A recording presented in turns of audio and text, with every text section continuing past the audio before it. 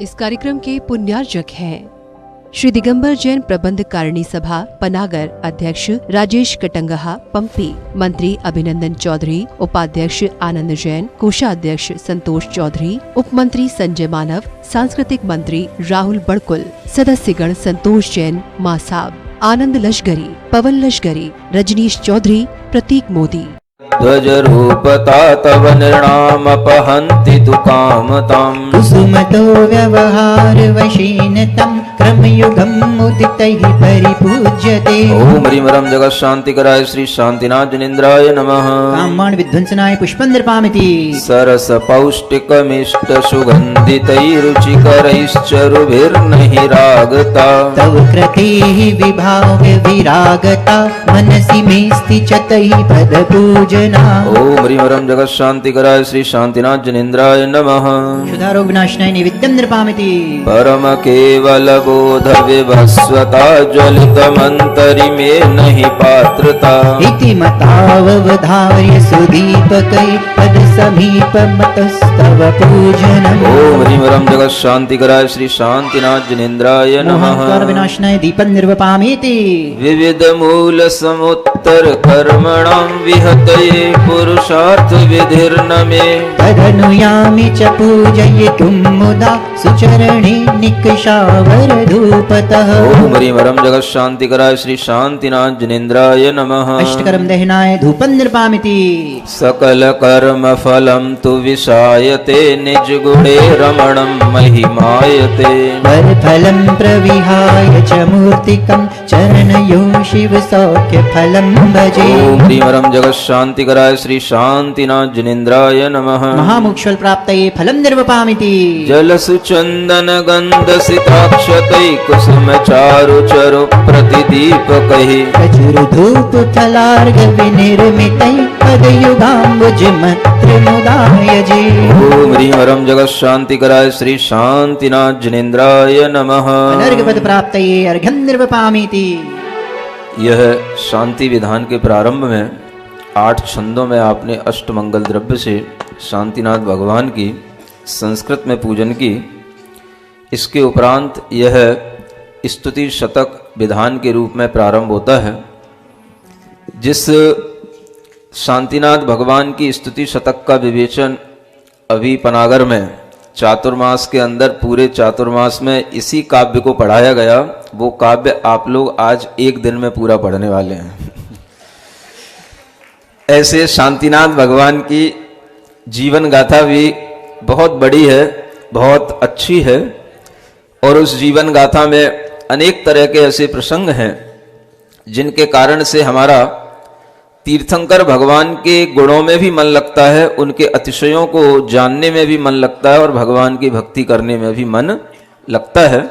उसी स्थिति को प्रारंभ करते हुए बीच बीच में आपको भगवान शांतिनाथ से संबंधित कुछ और अधिक जानकारी देने की कोशिश करेंगे।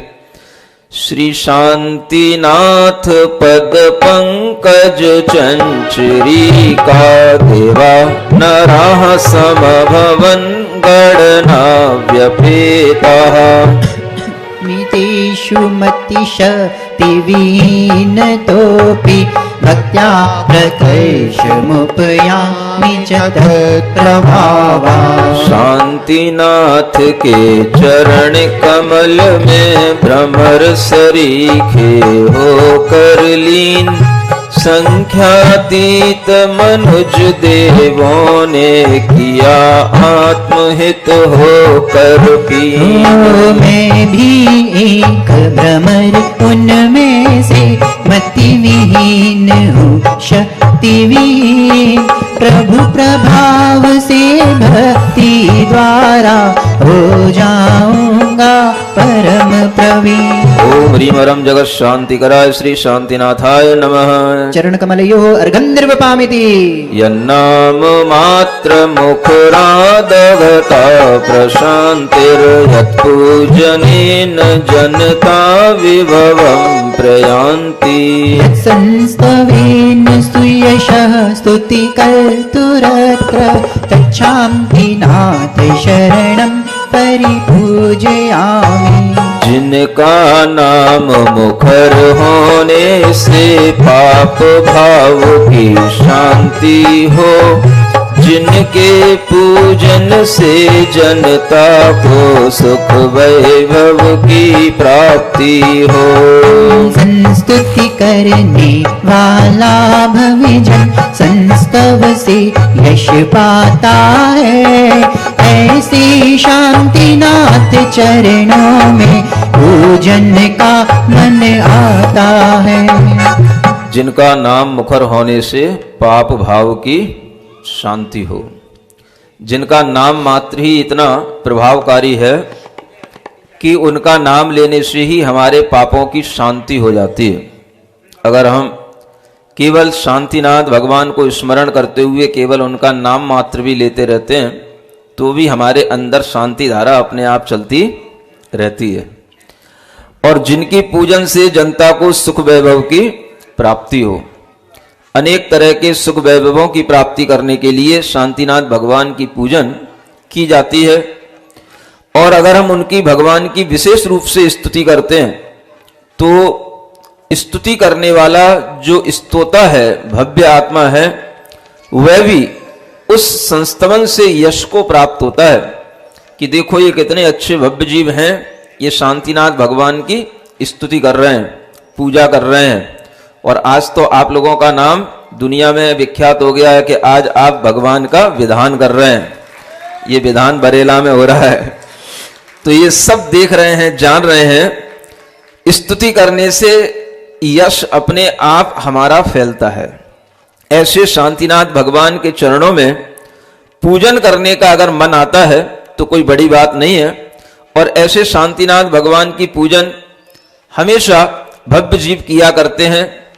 जब भी आप लोग कोई भी नया काम करते हैं, नया मकान लेते हैं, नई जमीन लेते हैं, नया कोई अनुष्ठान करते हैं, तब भी आप सब प्रकार के विघ्न बाधाओं को दूर करने के लिए शांतिनाथ भगवान की यह पूजन स्तुति किया करते हैं। लेकिन आप लोगों के लिए अभी एक और नया सोपान मिल गया है कि एक ऐसी पूजन, एक ऐसी स्तुति के रूप में आपके सामने है जिसमें आपको शांतिनाथ भगवान के जीवन चरित्र के बारे में भी बहुत कुछ सीखने को मिल जाता है।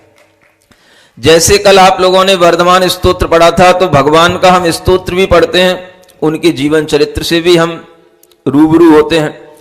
इसी तरह से हम भगवान शांतिनाथ की भी स्तुति करते हुए उनके जीवन चरित्र के बारे में बहुत सारी उनके जीवन में घटित घटनाओं को हम जान लेते हैं और इधर हम भगवान की स्तुति भी करते जाते हैं। ऐसा यह स्तोत्र अपने आप में एक स्तुति शतक के रूप में है। शतक में 100 काव्य होते हैं, लेकिन आप लोगों की भक्ति देखते हुए इसमें 120 काव्यों की रचना की गई ताकि आप लोग पूजा विधान करते हुए भी भगवान की इस स्तुति को अच्छे ढंग से पढ़ सकें। ओम ह्रीं वरम जगत शांति कराय श्री शांतिनाथाय नमः। चरण युगल पूजनार्थ अर्घं निर्पामिति। प्रागेव यस्य महिमा नरनाक देवैर्व्यावर्णितोऽपि परिपूर्ण कृतेन शक्ता। जानाम्यहं तदपि कार्यवरं ददामि शक्त्या विचार्य किमुखी गमयेन्न पथि। मनुज स्वर्ग के देवों ने भी जिनकी महिमा पहले भी गाई है, पर पूर्ण कथन की रही नहीं सामर्थ्य कभी। जान रहा हूँ यह मैं फिर भी श्रेष्ठ कार्य को कमर कसी। बिना विचारे निज शक्ति से गगन उड़े ना क्या पक्षी। ओम ह्रीं वरम जगत शांति कराय श्री शांतिनाथाय नमः। भक्ति शक्ति प्रदानाय अर्घं निर्पामिति। यस्योदये सति तु तीर्थ कृतां प्रवाहो विच्छुन्नितां नहीं गतः समयेऽपि दीर्घे। तीर्थंकरेष्वि चयन महिमा प्रकृष्ट प्रकृष्ट तीर्थ जिननायक ईश शांति। उदय हुआ है जब से प्रभु का नहीं रुका है धर्म प्रवाह। दीर्घ समय गुजरा है फिर भी सतत बनी तीर्थंकर राह। 24 में जिनकी महिमा अद्भुत है उत्कृष्ट बनी, श्रेष्ठ तीर्थ नायक जिन वही शांतिनाथ हैं शरण घनी। वैसे तो 24 तीर्थंकर भगवान हुए हैं, लेकिन 24 में भी शांतिनाथ भगवान की भी अपनी एक अलग महिमा है। कुछ कुछ तीर्थंकरों की महिमा लोक में देखने को मिलती है, तो लोक भी उन तीर्थंकरों को विशेष रूप से स्मरण करता है, याद रखता है। ऐसे तीर्थंकरों में कुछ ही तीर्थंकर हुए हैं जिनको यह जगत कुछ विशेष रूप में याद करता है। शांतिनाथ भगवान को इसलिए याद किया जाता है क्योंकि तीर्थंकरों के तीर्थ काल में भी कभी कभी विच्छेद हो जाता है। एक तीर्थंकर होने के बाद जब दूसरे तीर्थंकर होते हैं तो उनके बीच में कभी कभी तो धर्म अगले तीर्थंकर तक पहुंच जाता है और कभी कभी धर्म बीच में छूट जाता है, तो वह तीर्थंकरों का वह तीर्थ विच्छेद को प्राप्त हो जाता है। ऐसा शांतिनाथ भगवान से पहले तक होता आया है। अनेक तीर्थंकरों के तीर्थ में विच्छेद हुआ, एक तीर्थंकर का तीर्थ शुरू हुआ और दूसरे तीर्थंकर का जब तक प्रारंभ होता है उससे पहले बीच में ही उनका तीर्थ विच्छेद हो जाता है और कुछ समय तक कोई भी तरह का धर्म कर्म जानने वाले न श्रावक बचते हैं, न श्राविका बचते हैं, न उस समय पर मुनि महाराज होते हैं। धर्म तीर्थ के विच्छेद होने का यही अर्थ होता है।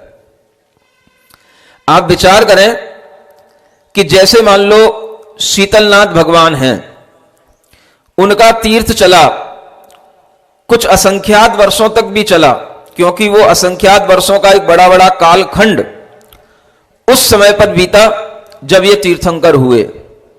लेकिन उसके बाद भी कुछ काल के लिए जब तक श्रेयांसनाथ भगवान का तीर्थ उत्पन्न नहीं हुआ, वो तीर्थंकर का जन्म नहीं हुआ या उनको दिव्य देशना के माध्यम से धर्म तीर्थ को प्रवाहित करने का जब तक टाइम नहीं आया, तो उसके बीच में कुछ काल तक, असंख्यात वर्ष के उस काल तक तीर्थ का विच्छेद भी रहा।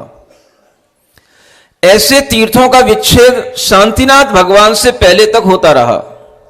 लेकिन शांतिनाथ भगवान का तीर्थ उदय जब आया, जब शांतिनाथ भगवान का तीर्थंकर के रूप में जब सामने हमारे लिए दर्शन हुआ, उनका जब तीर्थ का प्रवर्तन हुआ, उसके बाद शांतिनाथ भगवान कौन से नंबर के तीर्थंकर? 16वें तीर्थंकर हैं। और ये 16वें तीर्थंकर शांतिनाथ भगवान के होने के बाद में आगे आने वाले 24 तीर्थंकरों में 24 भगवानों के जो तीर्थ रहे, 16वें के बाद 17वें, 18वें, 9वें, 19वें से लेकर के 24वें अंतिम महावीर भगवान तक किसी भी तीर्थंकर के तीर्थ काल के बीच में फिर कभी भी धर्म का विच्छेद नहीं हुआ। यह शांतिनाथ भगवान के तीर्थ की सबसे बड़ी महिमा थी। इसलिए शांतिनाथ भगवान को सभी तीर्थंकरों में, 24 तीर्थंकरों में विशिष्ट रूप से याद किया जाता है, जिन शांतिनाथ भगवान के होने पर फिर कभी धर्म तीर्थ बीच में टूटा नहीं, रुका नहीं। एक तीर्थंकर का तीर्थ चलता रहा और दूसरे तीर्थंकर का उदय हो गया। इस तरह से तीर्थ के माध्यम से वह श्रावक, श्राविका, मुनि, आर्यिका का यह धर्म कभी भी विच्छेद को प्राप्त नहीं हुआ। यह शांतिनाथ भगवान की विशेषता रही, इसलिए शांतिनाथ भगवान को विशेष रूप से याद किया जाता है। अगर हम देखें तो कुछ कुछ तीर्थंकरों को ही आप लोग ध्यान में रखते हो, कुछ कुछ तीर्थंकरों को ही आप लोग पसंद करते हो। लोक संसार अपनी पसंदी अपने अनुसार बनाता है। 24 तीर्थंकर होते हुए भी कभी अभिनंदन भगवान का कोई नाम नहीं लेता, कभी कोई पुष्पदंत भगवान का नाम नहीं लेता, कोई अनंतनाथ भगवान का नाम नहीं लेता, धर्म चाहते हुए भी कोई धर्मनाथ भगवान का नाम नहीं लेता। क्यों नहीं लेता? क्या कारण है? वो सामान्य से तीर्थंकर रहे, उनका तीर्थकाल व्यतीत हो गया, दूसरे तीर्थंकर आ गए, उनका भी काल व्यतीत हो गया। वो सब तीर्थंकर अपना अपने काल में धर्म तीर्थ की प्रभावना करके निकल गए। कुछ विशिष्टता जब तक लोक को दिखाई नहीं देती तब तक यह संसार तीर्थंकरों को भी विशिष्ट नहीं मानता। भगवान शांतिनाथ की विशिष्टता हुई, भैया देखो शांतिनाथ भगवान कितने बड़े शांति प्रदाता हैं कि उनके चले जाने के बाद कितने सारे तीर्थंकर हो गए, लेकिन फिर उनके बाद कभी भी किसी भी धर्म के तीर्थ का अभाव नहीं हुआ। यानी इतनी बड़ी शांति प्रदान करने वाले, विघ्नों को नाश करने वाले, हर कार्य के प्रारंभ में अगर ऐसे शांतिनाथ भगवान को स्मरण किया जाए तो अपने जीवन में भी हर काम निर्विघ्न रूप से पूरा होता रहेगा, शांति बनी रहेगी। ऐसा सोच करके आप शांतिनाथ भगवान को याद करते हो, सुन रहे हो कि नहीं? इसलिए लोग शांतिनाथ भगवान का विधान रचते हैं। जब नया घर में प्रवेश होता है, नई गाड़ी लाते हैं, नई दुकान खोलते हैं, और शादी में भी हाँ भैया मंगल होना चाहिए, शांति बनी रहनी चाहिए, किसी भी तरह का कोई भी विच्छेद ना हो जाए। शादी विवाह में बात बनी है तो बनी रहे। जब उनके प्रभाव से धर्म तीर्थ का विच्छेद रुक सकता है तो हमारी शादी में भी कोई तरह का कोई विच्छेद ना है, ये भी रुक सकता है। इसलिए शांतिनाथ भगवान को याद करो। इसलिए शांतिनाथ भगवान की महिमा सामने आ जाती है। सुन रहे हो? आदमी की एक नेचर होती है, वह हमेशा किसी ना किसी विशेषता के साथ ही किसी को ग्रहण करता है। शांतिनाथ भगवान इसलिए विशेषता को प्राप्त हो गए। इसलिए आप देखते हो कि हर विधान के बाद, हर पूजन के बाद शांतिनाथ भगवान की स्तुति किसी ना किसी रूप में हो जाती है। शांतिनाथ मुख शशि निहारी, शील बड़ व्रत संयम धारी। जब तक ऐसे ऐसे नहीं होगा तब तक वो पूजा पूरी होती नहीं है। हे भगवान, हमने पूजा तो कर ली आदिनाथ भगवान की और सब 24 भगवान की और बड़े बड़े विधान कर ली, लेकिन जब तक इस तरह के शांति ना हो जाए तब तक ऐसा लगता नहीं कि पूजा पूरी हो गई।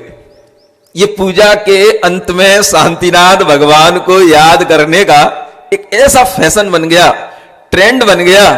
नुकसान तो देव तो कुछ नहीं है, अच्छा है। अगर ये ट्रेंड बना हुआ है तो हम भी ये भावना करते हैं ट्रेंड हमेशा बना रहना चाहिए। शांतिनाथ भगवान को स्मरण किया जाता है कार्य के समापन में, है ना? जब आप कोई भी पूजा विधान पूरा कर लेते हैं तो उसके बाद में शांतिनाथ भगवान को स्मरण किया जाता है। आप लोग भी विधान कर रहे हैं, आज शांतिनाथ भगवान को आज आप याद कर रहे हैं। समापन आज के बाद, कल तो विधान नहीं करना ना, करना है? अरे तो फिर आज क्यों कर रहे हैं बीच में शांतिनाथ भगवान का विधान? यह शांतिनाथ भगवान का विधान है ना, पूजा के रूप में जब किया जाता है तो लोगों के अंदर शांति की ही अभिलाषा होती है। हर काम किस लिए किया जाता है? हे भगवान, इस काम से मुझे शांति मिले। समझ आ रहा है? अगर शांति है तो सुख है। एक तरह से ये समझना चाहिए, शांति का नाम ही सुख है। जितना आपके लिए कोई शांति मिलेगी, शांति का भाव आपके अंदर उत्पन्न होगा, आपके अंदर उतनी सुखानुभूति होगी। कोई भी काम कर रहे हैं, अगर आप शांति से कर रहे हैं तो वो सुखपूर्वक हो रहा है, और अगर आप अशांति के साथ कर रहे हैं तो वो दुखपूर्वक हो रहा है। आप भगवान की पूजा करने बैठे हैं, अगर शांति के साथ पूजा करोगे तो सुखपूर्वक पूजा कहलाएगी। सुख के साथ करोगे तो सुख की प्राप्ति होगी, और आकुलता के साथ करोगे तो आगे भी आकुलता ही मिलेगी। जैसा बीज बोओगे वैसा फल मिलेगा। सुख के बीज बोओगे सुख मिलेगा, दुख के बीज बोओगे दुख मिलेगा। आकुलता रखोगे तो आगे भी आकुलता मिलेगी, और शांति के साथ काम करोगे तो आगे भी शांति मिलेगी। हर काम शांति के साथ आदमी करना पसंद करता है, लेकिन आज के जमाने में ऐसा भी ट्रेंड बन गया है कि हर काम अशांति के साथ करो। शांति तो आदमी ने खो दी है। यहां तक कि अगर आदमी को भोजन करना है तो भोजन भी उसके लिए शांति से हो जाए, ये उसके बड़े पुण्य की बात है। भोजन करने बैठा आदमी शांति के साथ भोजन करने बैठता था कि भाई जब तक भोजन कर रहा हूं तब तक बीच में कुछ भी मुझे कोई संदेश ला करके नहीं सुनाना। क्या पता कौन सी बात बीच में कहने लग जाए, भाई ग्राहक आ गया, वो अभी पैसा लेकर के नहीं आया, वहां से गाड़ी आ रही थी वहीं रुक गई, अभी माल आते आते बीच में आ नहीं पाया, कोई चुंगी पे कोई नाका पे रुक गया।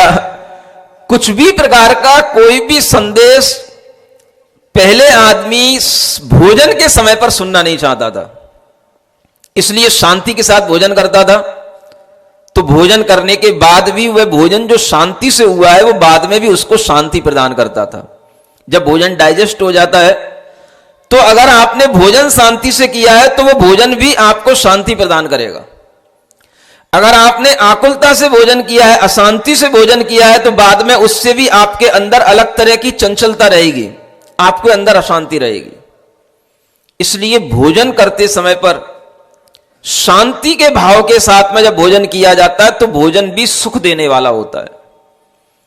आज के लोगों से पूछो, मोबाइल बगल में रख करके बैठते हैं, बगल में क्या कान में लगाए भी रखते हैं, सामने टीवी भी देखते रहते हैं और इधर भोजन भी करते रहते हैं। अब टीवी में जिस तरह के चित्र आ रहे हैं, जिस तरह के टीवी में एक्शन हो रहे हैं, उसी तरह की उस चीजों को देख करके आकुलताएं अपने अंदर आएंगी कि नहीं आएंगी? बोलो तो करो, आएंगी। जब वो आकुलताएं वो आपके अंदर आएंगी तो आपका भोजन शांति से कैसे हुआ फिर? अगर आप अपना जीवन, अपने शरीर में निरोगता चाहते हो, अपने शरीर में रोगों की शांति चाहते हो, तो मैं आपको एक साइंटिफिक वे में बता रहा हूं। इस बात पर बहुत रिसर्च हो चुकी है और बहुत बार अनेक वैज्ञानिक कह चुके हैं कि भोजन करते समय आपके परिणाम बहुत शांत रहने चाहिए, निराकुल रहने चाहिए, तो आपके लिए किया हुआ भोजन आपके लिए शांति प्रदान करने वाला होगा, आपके शरीर में रोग उत्पन्न नहीं होंगे। भोजन की बहुत बड़ी एक देन है हमारे शरीर के लिए। अगर भोजन शांति से आप कर पा रहे हो तो आपके लिए आने वाला टाइम भी शांति से निकलेगा।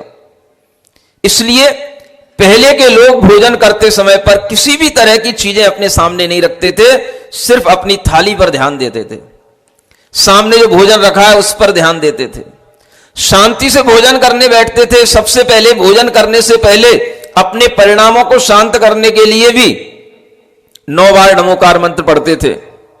नमोकार मंत्र भारी पड़े तो ओम अरहम नमः पढ़ लिया करो। क्या समझ में आया? पूरे नमोकार मंत्र को समाहित करके छोटा सा जो मंत्र है वो क्या है? ओम अरहम नमः। शॉर्टकट मारने की आपको आदत रहती है, इसलिए हमें भी कुछ शॉर्टकट में मंत्र बनाने पड़े। तो ये ओम अरहम नमः पढ़ करके अगर आप 9 बार शांति से ये भोजन करने की प्रक्रिया शुरू करो और उस समय पर आपके मन में विचार हो कि हमें कोई भी आकुलता नहीं रखनी, जितनी देर भोजन कर रहे हैं उतनी देर शांति से बैठना, शांति से भोजन करना। भोजन करते समय पर आकुलता होती है तो वह भोजन कहीं का कहीं भी पहुंच सकता है। आहार नाल में अगर भोजन पहुंच गया और वहां से अगर आपका मन कुछ विचलित हो गया तो वो आहार नाल से वो श्वास नली में भी पहुंच जाता है। कई बार जो ठसके लगते हैं वो इसी कारण से लगते हैं, आप सोच कुछ रहे होते हो और भोजन कहीं कर रहे होते हो। ये कई प्रकार की बीमारियों से बचने का भी इलाज होता है। अगर आपके लिए भोजन शांति से हुआ है तो आप देखेंगे उसका डाइजेशन बहुत अच्छा होगा। समझ आ रहा है? इनकमिंग अच्छी होती है तो आउटगोइंग भी अच्छी होती है।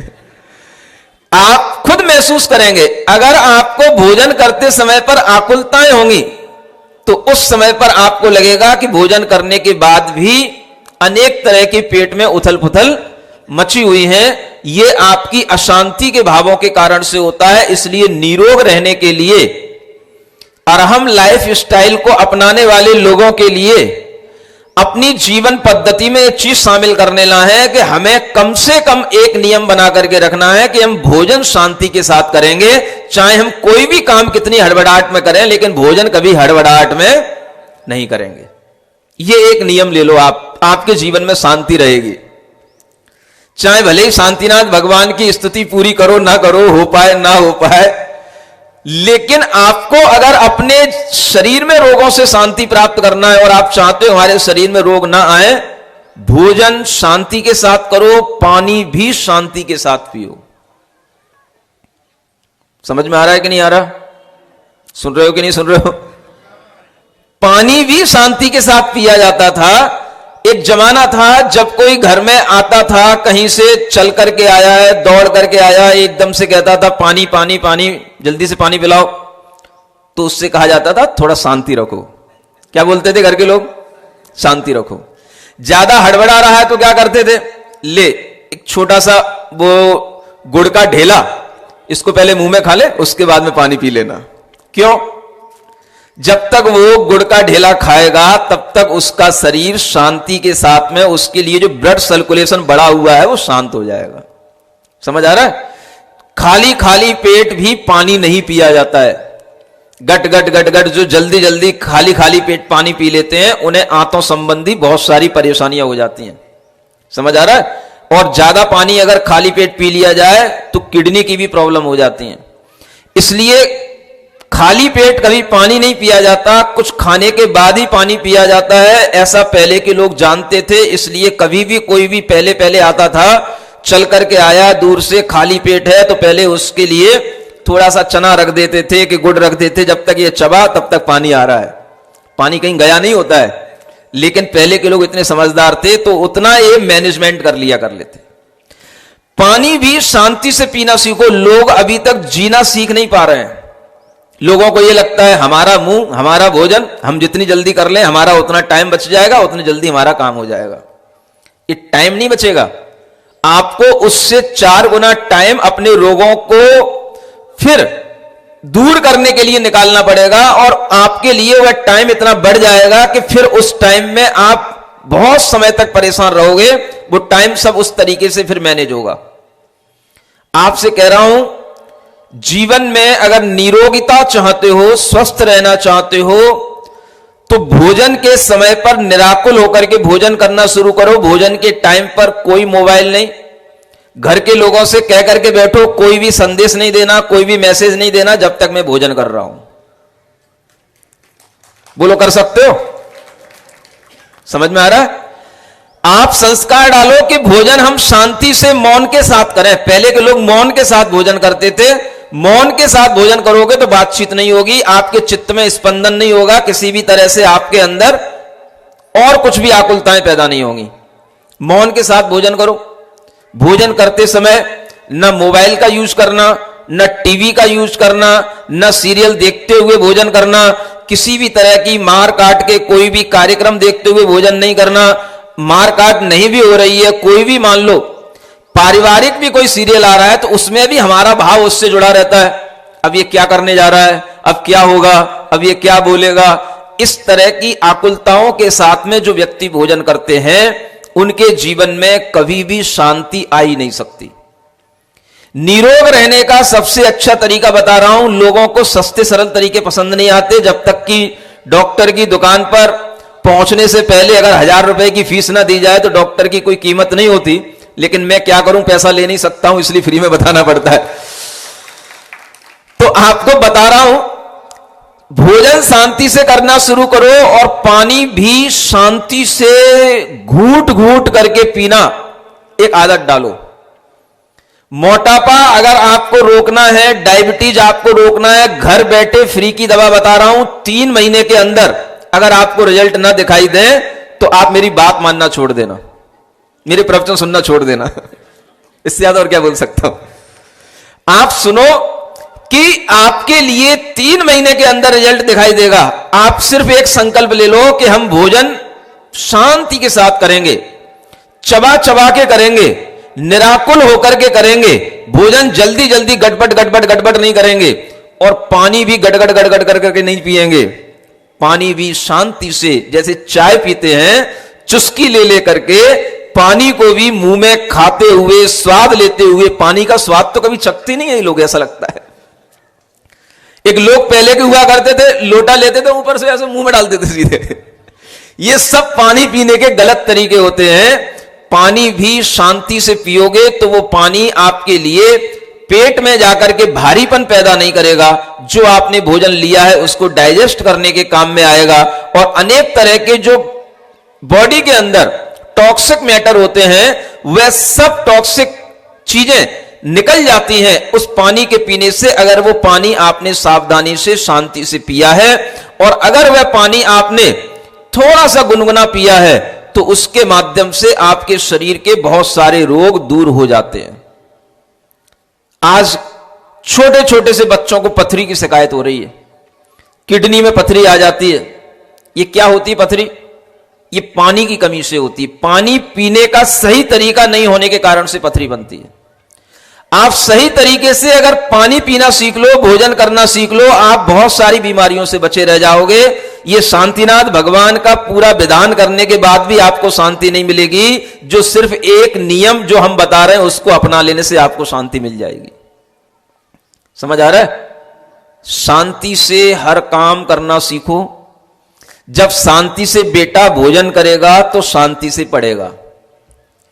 अगर अशांति से उसने भोजन किया है तो पढ़ते समय पर उसका मन कभी शांत नहीं होगा। शांत नहीं है तो इसका मतलब ही मन उसका कंसंट्रेट नहीं है। अशांति का मतलब क्या है? वो 10 चीजें सोच रहा है। उसका दिमाग अगर नियंत्रित होगा तो भोजन के प्रभाव से होगा, क्योंकि जैसा खाए अन्न वैसा होवे मन। ये साइंस है। अगर आपने गलत भोजन किया है तो आपके मन के अंदर वैसा ही भाव आएगा। यह कहा गया है शास्त्रों में, आपको नींद नहीं आती हो तो नींद आएगी। कैसा भोजन करो? आप गरिष्ठ भोजन करो, बासा भोजन करो, नशे उत्पन्न करने वाला भोजन करो। आपके लिए नींद नहीं आएगी तो नींद आ जाएगी। पुरानी पूड़ियां रखी हो कल की परसों की, समझ आ रहा है? और उन पूड़ियों को बढ़िया अच्छे दही में मिला करके, और 3 दिन की पूड़ियां दही में मिला करके अच्छे खा लो, फिर देखो कितनी बढ़िया नींद आती है। और फिर उस बच्चे को कहो पढ़ने बैठ जाए, क्या पढ़ेगा वो? बैठते ही से गिर गिर पड़ेगा। भोजन का मन के ऊपर प्रभाव पड़ता है। शुद्ध भोजन होगा, शुद्ध विचार आएंगे। शांति से भोजन होगा, मन में शांति आएगी। अगर भोजन अशांति के साथ हो रहा है तो मन में अशांति इसीलिए रहती है। बच्चों के लिए सबसे बड़ी शिकायत आजकल मिल रही है, कोई भी काम में बच्चे का मन नहीं लग रहा है। क्यों नहीं लग रहा है? मैं आपसे कह रहा हूं, सबसे ज्यादा हमारी बॉडी के अंदर एनर्जी किससे मिलती है? भोजन से। भोजन अगर एनर्जेटिक होगा, भोजन अगर प्रोटीन फुल होगा, विटामिन फुल होगा, तो भोजन के माध्यम से अगर बॉडी का संतुलन सही रहेगा तो माइंड का बैलेंस भी बना रहेगा। अगर आपके भोजन का संतुलन नहीं है, कहीं चटपटा ज्यादा है, कहीं खट्टा ज्यादा है, कहीं भोजन में जो है किसी भी तरह के मैदा आदि की चीजें, ऐसी चीजें जो इजीली डाइजेस्ट नहीं होती हैं, ऐसी चीजें ज्यादा हैं, तो आप मान के चलिए कि आपका मन भी धीरे धीरे अस्थिर हो जाएगा। आपका माइंड कभी भी कंसंट्रेट नहीं हो सकता। यह माइंड का कंसंट्रेशन डिपेंड करता है जो हम भोजन ले रहे हैं उससे मिलने वाली एनर्जी पर। और वह एनर्जी हमारे अंदर अगर सही ढंग से क्रिएट होगी तो वह हमारे मन के ऊपर इफेक्ट डालती है। इसलिए उन्हीं का माइंड बैलेंस रहता है जिनकी डाइट बैलेंस होती है, और जिनकी डाइट बैलेंस होती है उनकी बॉडी भी बैलेंस रहती है और उनका माइंड भी बैलेंस रहता है। दुनिया की कितनी दवाइयां खा लो, कितनी तरह की चीजें सीख लो, किसी चीज का असर उतना होने वाला नहीं जितना असर हमारे शरीर पर हमारे भोजन का होता है। इसलिए बेटे को, बेटियों को, अपने नए नए बड़े होने वाले बच्चों को अच्छे ढंग से भोजन करने की एक हैबिट डालना सिखाओ। आप देखोगे उनके अंदर पूरा चेंज आएगा, उनकी लाइफ स्टाइल के अंदर पूरा चेंज आएगा। केवल बस उनके भोजन और पानी के तरीके को आप सही बनाना सीखो। टाइम पर भोजन होना चाहिए, भोजन की प्योरिटी का ख्याल रखो, भोजन में कितने विटामिन, कार्बोहाइड्रेट्स और प्रोटीन्स हैं इसका ख्याल रखो। भोजन ऐसा नहीं होना चाहिए बिल्कुल कचड़ा घर, जंक फूड जैसा। जंक फूड का मतलब ही क्या होता है? अरे कोई जंग लगी हुई चीज को अपन खाते क्या? जंक का मतलब ही कभी डिक्शनरी में उठा करके देखना, कचड़ा, यूजलेस, जो गार्बेज टाइप की चीजें होती हैं उसको जंक बोलते हैं। ऐसा भोजन अगर बच्चे खा रहे हैं तो उनकी बुद्धि में क्या लगेगी? जंग लगेगी। उनकी बुद्धि कभी अच्छी नहीं हो सकती। फास्ट फूड का मतलब ही होता है फास्ट, फास्ट, हर चीज फास्ट, शांति से तो कुछ है ही नहीं। तुरंत पैकेट खोला, तुरंत कढ़ाई में डाला, तुरंत बन के तैयार, तुरंत खा लिया, न मुंह में चबाया न कुछ किया। फास्ट फूड, इसका नाम है फास्ट फूड। अब चलाओ, जिंदगी कितनी चलेगी? जितनी फास्ट फूड खाओगे उतनी फास्ट डेथ होगी, क्योंकि आपके जीवन में कोई शांति का काम ही नहीं है, हर चीज फास्ट के साथ चल रही है। इसीलिए आज के बच्चों की उम्र कम हो रही है, अकाल में मृत्यु हो रही है, तरह तरह की बीमारियां सामने आ रही हैं, क्योंकि उन्हें सही तरह का भोजन पान न मां बाप दे रहे हैं और न उन्हें अपनी अकल से कुछ करना आ रहा है। मां बाप को पहले यह संकल्प लेना पड़ेगा कि हम कभी भी टीवी के सामने सीरियल देखते हुए, पिक्चर देखते हुए भोजन नहीं करें। अगर मां बाप का यह संकल्प होगा तो बच्चा अपने आप शांति से बैठ करके भोजन करेगा। मां बाप ही नहीं शांति से भोजन करते तो बच्चा कहां से करे? और फिर बच्चे के अंदर जब अशांति आती है तब आप शिकायत करने आते हो, महाराज बच्चे का पढ़ने में मन नहीं लगता, बच्चे का कोई कंसंट्रेशन नहीं बनता, बच्चे को कुछ भी डाइजेस्ट नहीं होता। ये सब गलतियां आपकी हैं, किसी की नहीं है। सुन रहे हो कि नहीं? ऐसी बातें सुनते नहीं तुम लोग।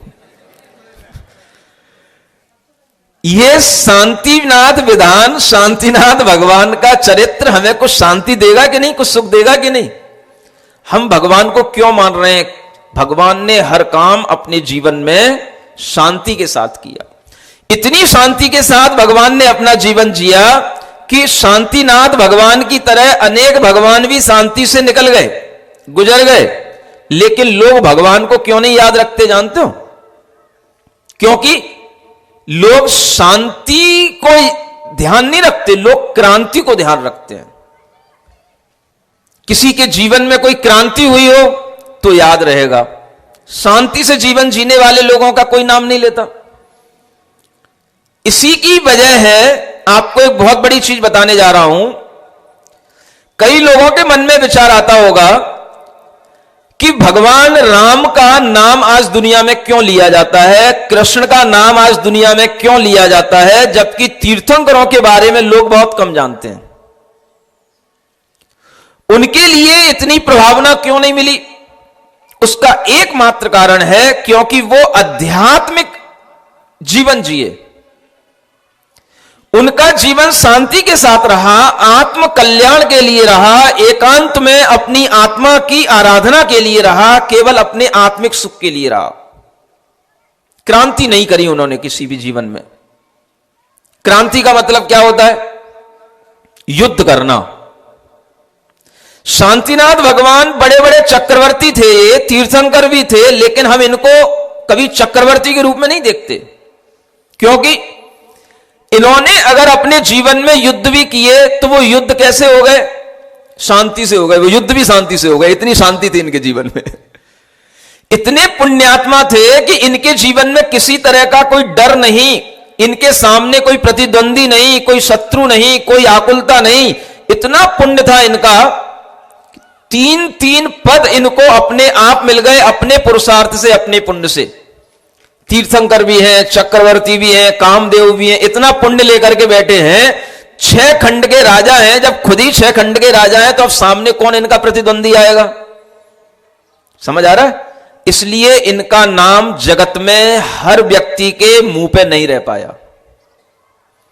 शांतिनाथ भगवान के बात छोड़ो, उनके बाद बहुत सारे तीर्थंकर आए। मैं बात कर रहा हूं राम की और कृष्ण की, कि इनकी ख्याति लोक के अंदर क्यों है? तीर्थंकरों के काल में होते हुए भी तीर्थंकर इनसे भी श्रेष्ठ थे, लेकिन फिर भी लोग तीर्थंकरों को आज नहीं जानते। उसका कारण क्या है? मैं आज बताना चाह रहा हूं आपको ये बात। कई पढ़ने वाले लोगों के मन के अंदर ये विचार आता होगा, तीर्थंकर हमेशा शांति के रास्ते पर चले। भगवान मुनसुब्रत नाथ के तीर्थ में राम भगवान हुए, राम को तो दुनिया याद करती है, मुनसुब्रत नाथ को कोई नहीं जानता। श्री कृष्ण हुए नेमिनाथ भगवान के काल में, उन्हीं के भाई, चचेरे भाई के नेमिनाथ भगवान हुए, लेकिन आज श्री कृष्ण को दुनिया जान रही है, नेमिनाथ भगवान को कोई नहीं जान रहा है। वो तीर्थंकर हैं। क्यों नहीं जान रहा? क्योंकि उन्होंने हमेशा शांति का मार्ग पकड़ा। तीर्थंकरों का अपना प्रभाव इतना रहता था कि उन्हें कभी युद्ध करने की जरूरत नहीं पड़ती। स्वयं श्री कृष्ण जब जरासंध से युद्ध करने जाते हैं तो तीर्थंकर नेमिनाथ के समक्ष उन्हें बता करके जाते हैं, क्योंकि उन्हें पता है कि ये बड़े हैं, तीर्थंकर हैं। तो वह उस समय पर उनके साथ में सारी दुनिया युद्ध करने जाती है श्री कृष्ण के साथ में, नेमिनाथ भगवान नहीं जाते, वो घर में है जबकि, और वो उनको बता करके जाते हैं। तो वो सिर्फ इतना बोलते हैं, ओम शांति, मतलब तुम जिस कार्य के लिए जा रहे हो वो काम तुम्हारा पूर्ण हो, मंगल हो, बस। इससे ज्यादा उन्हें किसी से प्रयोजन ही नहीं, बोलना ही नहीं। इसलिए नेमिनाथ भगवान को आज दुनिया में नहीं जाना जाता, मुनिसुब्रतनाथ भगवान को दुनिया में नहीं जाना जाता, क्योंकि तीर्थंकर ये जो पद होता है ये मिलता जरूर पुण्य से है, लेकिन इनके जीवन में कोई क्रांति नहीं हुई। जब ज्यादा पुण्य हो जाता है तो आदमी को सब कुछ बैठे बैठे ही मिलता है, सब कुछ उनने बैठे बैठे सुख भोगा, बैठे बैठे ही उन्हें निश्चिंतता के साथ में सारा अपना, देवों के द्वारा उनकी पूजा हो रही है, देव उनके साथ खेल रहे हैं, घर में रत्नों की वर्षा हो रही है, उन्हें कुछ करना ही नहीं, यहां तक कि माता पिता को कुछ नहीं करना। ये स्वयं शांतिनाथ भगवान भले ही चक्रवर्ती बने, लेकिन कोई भी राजा की क्या हिम्मत कि इनके सामने खड़ा हो जाए कि युद्ध करना है, कि मैं आपको यहां का राज्य नहीं दूंगा। जब स्वयं सतखंड के अधिपति चक्रवर्ती होने का उन्हें श्रेय मिल गया है, तो उनके सामने छोटे मोटे राजा क्या उनके सामने सिर उठाएंगे। इसलिए जिसके जीवन में कोई क्रांति नहीं होती उसे दुनिया याद नहीं करती। ये फंडा मैं बता रहा हूं आपको कि क्यों तीर्थंकरों की प्रभावना कम है और नारायणों की प्रभावना ज्यादा है। उसका यह कारण मुख्य है, क्योंकि नारायण के लिए युद्ध करना है, बलभद्र के लिए युद्ध करना जरूरी है, और उनके सामने प्रति नारायण आएगा। और यह नियम है। यह कितना बड़ा, एक बहुत बड़ा युद्ध होता है, और दुनिया का पूरा दुनिया का दिमाग उसी युद्ध पे लगा हुआ होता है। आजकल एक छोटा सा इंडिया और पाकिस्तान का मैच होता है, तब देखो दुनिया में सारा दिमाग कहां लग जाता है, नहीं समझ आ रहा है। जबकि उस मैच का कोई लेना देना नहीं है, ना उससे कोई इंडिया की हार हो रही, ना कोई पाकिस्तान की हार हो रही है, लेकिन सारी दुनिया उसमें लग जाती है। आज इंडिया पाकिस्तान है, आज इंडिया चाइना है। आप सोचो, जब ये नारायण और प्रति नारायण का युद्ध हो रहा होगा, राम और रावण का युद्ध हो रहा है, दुनिया की आंख कहां लगी है, दुनिया का दिमाग कहां लगा है? ये युद्ध देखने में लगा है। और युद्ध एक ऐसी चीज है, दो में से एक जीतेगा, एक की पराजय होगी, और जिसकी पराजय होगी उसके लिए लोग फिर भूल जाएंगे, जिसकी जय हो जाएगी उसी की जय जयकार बाद में करी जाएगी। ये लोग के सामने बहुत बड़ा, एक कहना चाहिए नियोग बनता है। अपने आप होने वाला यह युद्ध भी एक नियोग है जो होना ही जरूरी है। अब देखो आप, 20वें तीर्थंकर मुनिसुब्रतनाथ भगवान के तीर्थ में श्री राम हुए, लक्ष्मण हुए, रावण हुए, इनका युद्ध हुआ। ये 9 नारायणों में से 8वें नारायण थे, तो इनकी प्रसिद्धि बनी रही, क्योंकि आदमी नए नए हीरो देखता है। नहीं समझ आ रहा है? आजकल के हीरो की, जो बॉलीवुड की फिल्मों की क्रेज क्यों बंद हो गई? क्योंकि एक ही फिल्मों को आदमी, एक ही हीरो को देखना ज्यादा पसंद नहीं करता। नए हीरो आ जाते हैं, पुराने हीरो अपने आप छूट जाते हैं। नए नारायण, पहले भी 6-7 नारायण हो चुके लोक में, तब उन नारायणों को याद किया जाता रहा होगा जब तक श्री राम नहीं हुए। सुन रहे हो? लेकिन जब श्री राम हो गए तो फिर श्री राम की ख्याति हो गई। वो नारायण के रूप में, वो बलभद्र के रूप में, लक्ष्मण नारायण के रूप में उभर करके आ गए। ये 8वें नारायण है। नारायण 9 ही होते हैं। 9वें नारायण नेमिनाथ भगवान के काल में हुए, श्री कृष्ण हुए। तो लोग अब इन अंतिम 2 महाविभूतियों को याद रखेगा, क्योंकि ये अंत अंत में हुए हैं। जो पहले हुए हैं उन्हें सब भूल गए। भरत चक्रवर्ती को कोई याद नहीं करता। जिनके नाम पर यह भारत देश बना है वो खुद चक्रवर्ती थे, आज उनकी कोई पूजा नहीं करता, उनका कोई नाम नहीं लेता। जबकि यह श्रीमद् भागवत में लिखा हुआ है कि इन्हीं भरत, ऋषभ देव के पुत्र भरत के नाम पर यह देश भारतवर्ष बना हुआ है। आज उन भरत की ना कोई जयंती मनाई जाती है, ना भारतवर्ष के संविधान में उन भरत का कोई नाम लिया जाता है, और ना कोई लोक में उनका कोई प्रचलन है, क्योंकि बहुत पहले हो गए।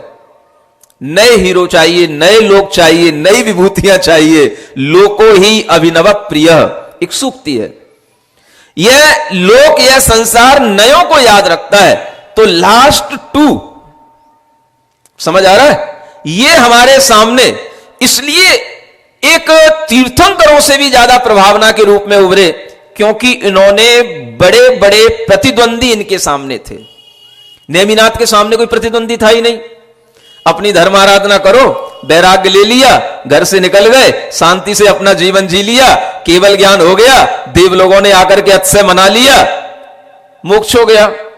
जैनी लोग मनाते रह गए, पंचकल्याणक मना लो, तुम ही मनाते रह गए। लोगों को क्या लेना देना, देवों को कौन याद रखता है कि देव आए थे गए थे, हो गए, आए होंगे। लोग क्या याद रखते हैं, आपने किसको जीता। तो लोग इसको याद नहीं रखते कि आपने अपनी कसायों को जीता, कि इंद्रियों को जीता, कि खुद अपनी आत्मा को जीता, आप परमात्मा बन गए। ये तो बातें कुछ विशिष्ट लोगों के लिए रह गई। अध्यात्म सबके लिए नहीं होता। लौकिक दुनिया में लौकिकता सबके लिए होती है, और युद्ध एक ऐसी चीज है जिसमें लोक की आंख, पूरी दुनिया की आंख उस पर लगी रहती है। और यही वजह है कि नेमिनाथ भगवान के तीर्थंकर होते हुए भी उनका प्रभाव आज दुनिया को तीर्थंकर के रूप में अगर मालूम भी है तो क्या लेना देना है, वो तो शांति के दूत हैं, शांति के विधाता हैं। मुनिसुब्रतनाथ हुए सब शांति के, शांतिनाथ हुए सब शांति विधाता हैं। लोग किसको याद रखते हैं, युद्ध को याद रखते हैं। लोगों के अंदर कोई छा जाता है तो कब छा जाता है, हां, जब उनके सामने कोई प्रतिद्वंदी खड़ा हो। आप सोचो, 3 खंड का जो प्रतिनारायण राजा होता है उसके हाथ में चक्र होता है, और जब वही चक्र चलाता है जिसको मारने के लिए, समझ आ रहा ना, जैसे कोई बॉल फेंकी किसी ने, उसको मारने के लिए फेंकी जाती है बॉल, देखी जाए तो, लेकिन उसी बॉल पे जब वो सिक्सर लगाता है तो बस वही भगवान बन जाता है, जय जयकार उसी की होने लग जाती। प्रति नारायण ने चक्र चलाया, और चक्र जब सामने आ गया, लक्ष्मण के हाथ में आ गया, श्री कृष्ण के हाथ में आ गया, बस जिसने चक्र चलाया मारने के लिए वो तो मरा नहीं, चक्र उल्टा उनके हाथ में आ गया, और उसी चक्र से उन्होंने फिर उसका हो ही वध कर दिया। तो फिर लोक में जय जयकार। इसलिए तीर्थंकर की नहीं हो पाती, बलभद्रों की होती है, नारायणों की होती है। प्रति नारायणों को याद रखा जाता है क्योंकि उसके पीछे ये कॉन्सेप्ट छिपा हुआ है, जो कॉन्सेप्ट हमें श्री राम भगवान की कथा करने के बाद में समझ में आया कि लोग ये जो प्रश्न पूछते हैं कि तीर्थंकरों की महिमा क्यों नहीं सामने आती है, उसका एकमात्र कारण यही है कि वो केवल आत्म साधक रहे। उन्होंने केवल अपनी आत्मा की साधना की, उन्होंने केवल अध्यात्म का मार्ग हमें बताया, लेकिन अन्य जो भी हमारे सामने साधक आए उन्होंने लोक में एक बहुत बड़ी प्रभावना अनेक दूसरे ऐसे आताताई योद्धाओं को जीत करके की, जिससे उनकी प्रभावना के रूप में वह हमेशा याद किए जाते रहे। ये तीर्थंकरों का और अन्य जो पदधारी होते हैं उनका बीच में एक जो बहुत बड़ा डिफरेंस है, इसी डिफरेंस के कारण से लोग तीर्थंकरों की महिमा को समझ नहीं पाते। शांति चाहिए किसको, इसलिए मैं कह रहा था, बोलो शांति चाहिए क्या? कोई को नहीं चाहिए, कुछ मुट्ठी भर लोगों को चाहिए, सो वो शांतिनाथ भगवान की जय बोलते रहते हैं। जिनको चाहिए वो थोड़ी सी शांति धारा करके शांति कर लेते हैं। आम आदमी को शांति नहीं चाहिए। आम आदमी को तो क्या चाहिए भाई? क्रांतिकारी चाहिए, शांतिकारी नहीं चाहिए। जो क्रांति करेगा उसे याद रखा जाएगा। आम आदमी की ये अवधारणा रहती है, आम आदमी पराक्रम को देखता है, शौर्य को देखता है, प्रशंसा हमेशा पराक्रम की जाती है। आप शांति से बैठे हो, 4 आदमी आपको आकर के गाली दे गए, नहीं समझ में आया? आपके मुंह पे 2 थप्पड़ मार के बैठ गए, चले गए, आप बैठे हो, कोई तुम्हारे गुणगान गाएगा? निंदा और करेगा। सामने वाला मार के चला जाता है, चुपचाप बैठे बैठे सुनते रहते हैं। ताकत तो कुछ है नहीं, दमखम तो कुछ है नहीं जो उससे लड़ पाए, तो बैठे बैठे मार खा लिए, बैठे बैठे उसकी गालियां सुन ली, कुछ करने की ताकत तो थी नहीं, ये और सुनने को मिलेगा। समझ आ रहा है? शांति का मार्ग हमें ये सिखाता है। इस कार्यक्रम के पुण्यार्चक थे श्री दिगंबर जैन प्रबंध कारिणी सभा पनागर अध्यक्ष राजेश कटंगहा पंपी, मंत्री अभिनंदन चौधरी, उपाध्यक्ष आनंद जैन, कोषाध्यक्ष संतोष चौधरी, उप मंत्री संजय मानव, सांस्कृतिक मंत्री राहुल बड़कुल, सदस्यगण संतोष जैन, मासाब, आनंद लश्करी, पवन लश्करी, रजनीश चौधरी, प्रतीक मोदी।